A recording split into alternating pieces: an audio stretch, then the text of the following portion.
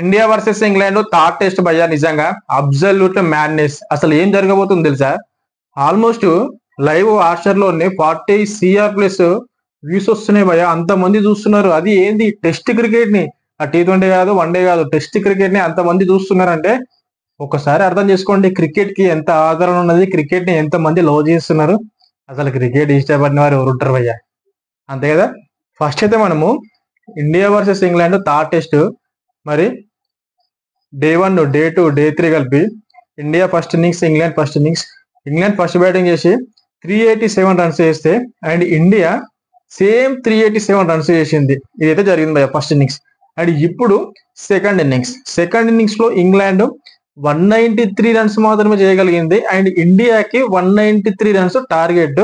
మరి దాంట్లో డే 4 లో జరిగింది ఏంటంటే ఇండియా 58 రన్స్ కొట్టి 4 వికెట్స్ పోయింది.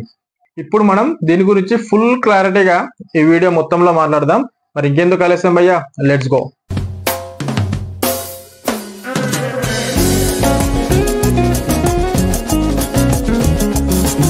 హాయ్లో, welcome back to Kiran crazy reviews. First of all అయితే ఇంగ్లాండ్ 387 రన్స్ కొట్టింది, ఇండియా 387 రన్స్ కూడా కొట్టింది. అండ్ ఇప్పుడు ఇండియాకు ఉన్నది టార్గెట్ ఎంత, 193 రన్స్ మాత్రమే. ఇగో అందరు అనుకుంటారు ఏంటంటే జస్ట్ 193 రన్స్ కాదు, 193 రన్సే కదా భయ్యా. ఆల్మోస్ట్ డే 4 లో 58 రన్స్ కొట్టారు, 4 వికెట్స్ పోయినాయి. ఇంకా కొట్టాల్సింది ఎంత, 135 రన్స్ మాత్రమే. ఇంకా డే 5 మొత్తం ఉంది కదా, ఫస్ట్ సెషన్ ఉంది, సెకండ్ సెషన్ ఉంది, థర్డ్ సెషన్ ఉంది. మనకు చాలా ఈజీ కదా అని చెప్పేసి అనుకుంటారు కదా. అట్లా లేదు భయ్యో. ఎందుకనంటే బౌలింగ్ చాలా మంచిగా పడుతుంది, స్వింగ్ అవుతుంది, స్పిన్ బౌలర్లకి టర్న్ అవుతుంది. అండ్ ఇండియా లోవర్ ఆర్డర్ అంత మంచిగా ఆడలేదు, అది మీకు కూడా తెలుసు.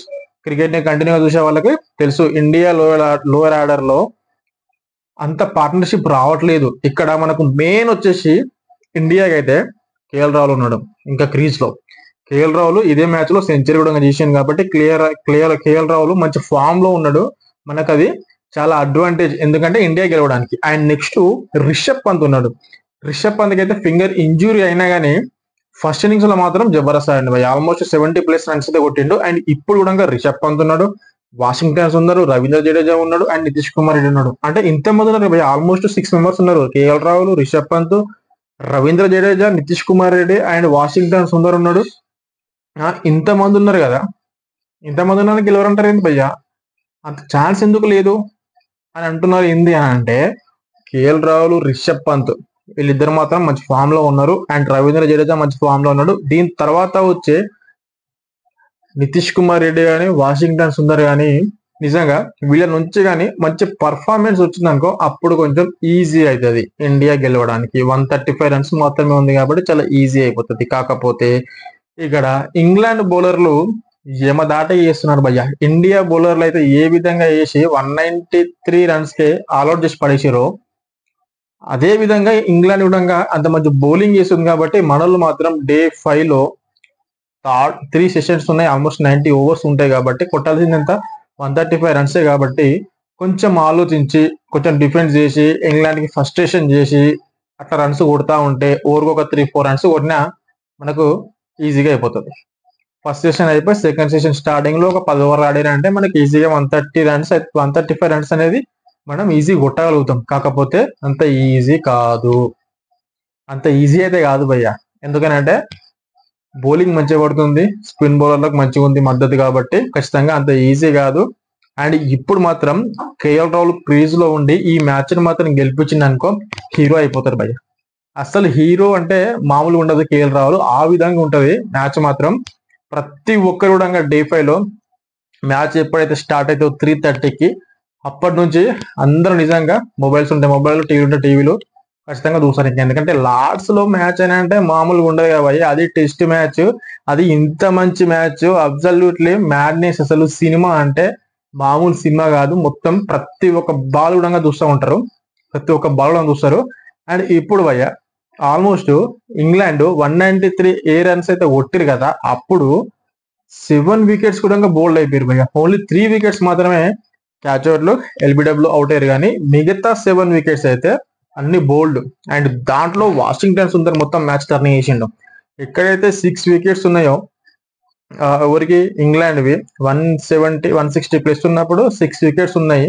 దాని తర్వాత వాషింగ్టన్ సుందర్ వేసిండు చూడు భయ్య బౌలింగ్, రూటును అవుట్ చేసిండు, బెన్ స్టోక్స్ ని బౌల్డ్ చేసిండు, రూటును బౌల్డ్ చేసిండు.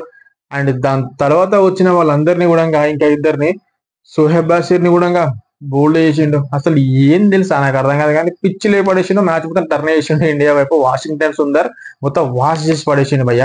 అలాంటి ఇన్నింగ్స్ అయితే, అలాంటి బౌలింగ్ అయితే వేసిండు వాషింగ్టన్ సుందర్. అండ్ దాంతో పాటు అసలు అందరూ అనుకున్నారే బుమ్రాకు వికెట్ వస్తలేదు ఏంటి, బుమ్రాకి థర్డ్ అంటే ఈ సెకండ్ ఇన్నింగ్స్ లో, ఇంగ్లాండ్ సెకండ్ ఇన్నింగ్స్ లో బుమ్రాకి వికెట్ వస్తలేదు ఏంది అని చెప్పేసి అనుకున్నాం. కానీ ఎవరు భయ్యా అసలు బుమ్రాని ప్లేలో లేకుండా ఎవరు చూస్తారు చెప్పు.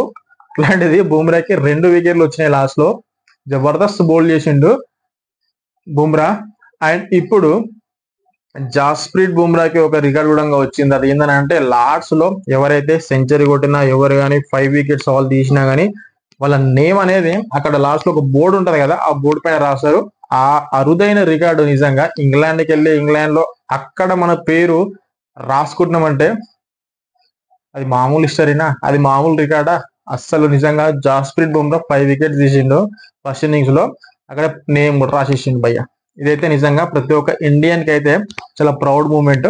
జాస్ప్రీట్ బుమ్రాకే కాదు, ప్రతి ఒక్క ఇండియన్ కూడా చాలా ప్రౌడ్ మూమెంట్ అది, అంతేనే కదా? ఎస్ అయితే కింద కామెంట్ అయితే చేయండి. అండ్ ఆ 7 వికెట్స్ బౌల్డ్ అయినాయి కదా, దాంట్లో మీకు బెస్ట్ వికెట్ ఏంది, బెస్ట్ బౌల్డ్ అయిన వికెట్ ఏంది, బెస్ట్ అవుట్ ఏంది, మీకు ఏమనిపిస్తుందో కింద కామెంట్ అయితే చేయండి. నాకు అనిపిస్తుంది ఏంటంటే వాషింగ్టన్ సుందర్ వేసిన బౌలింగ్ లో జోయ్ రూట్ అవుట్ అయిన చూడు బోల్డ్, అది మాత్రం నాకు బెస్ట్ బౌల్ అనిపిస్తుంది, బెస్ట్ అవుట్ అనిపిస్తుంది, నాకు అనిపిస్తుంది. మరి మీకేమనిపిస్తుందో కింద కామెంట్ అయితే చేయండి. అండ్ ఇప్పుడు ఓవరాల్ గా అయితే ఇండియా ఫోర్త్ డే అయిపోయేసరికి 58 రన్స్ కొట్టి 4 వికెట్స్ అయితే పోయినాయి భయ్య మనోళ్ళే. అండ్ 135 రన్స్ కొట్టాలి డే 5 లో, చాలా ఉంది, 90 ఓవర్స్ వరకు ఉన్నాయి. కాకపోతే వికెట్స్ అనేవి ఓన్లీ కేఎల్ రాహుల్, రిషబ్ పంత్ మంచి పార్ట్నర్షిప్ ఇచ్చారు అనుకో, ఒక 50-60 పార్ట్నర్షిప్ ఇచ్చారు అనుకో, అప్పుడు వెనకాల ఉన్న వాళ్ళకి కొంచెం ఈజీ అవుతుంది. లేకపోతే చాలా కష్టం అవుతుంది భయ్య. కేఎల్ రాహుల్ క్రీజ్ లో ఉన్నంత వరకు, రిషబ్ పంత్ క్రీజ్ లో ఉన్నంత వరకు ఇండియాదే మ్యాచ్ భయ్య. చాలా మంది అంటారు ఇంగ్లాండ్ ఫేవర్ లోకి వెళ్ళిపోయిందని చెప్పేసి. ఇంగ్లాండ్ ఫేవర్ లోకి వెళ్ళిపోవడం ఇలాంటివి ఏం లేదని నాకైతే అనిపిస్తుంది. ఎందుకంటే జస్ట్ 135 రన్స్ మాత్రమే కొట్టాలా. అండ్ కేఎల్ రాహుల్, రిషబ్ పంత్ మంచి పార్ట్నర్షిప్ ఇచ్చినంటే ఇంకా ఈజీ అయిపోతుంది, ఖచ్చితంగా కొట్టేస్తారు అని నాకైతే అనిపిస్తుంది. మరి మీకేమనిపిస్తుందో కింద కామెంట్ చేయండి. అండ్ ఇవాళ 5th డే రోజు మ్యాచ్ అయిపోయినాక ఆ రివ్యూలో మళ్ళీ మనం కలుద్దాం. అప్పటి వరకు థ్యాంక్ యూ ఫ్రెండ్స్.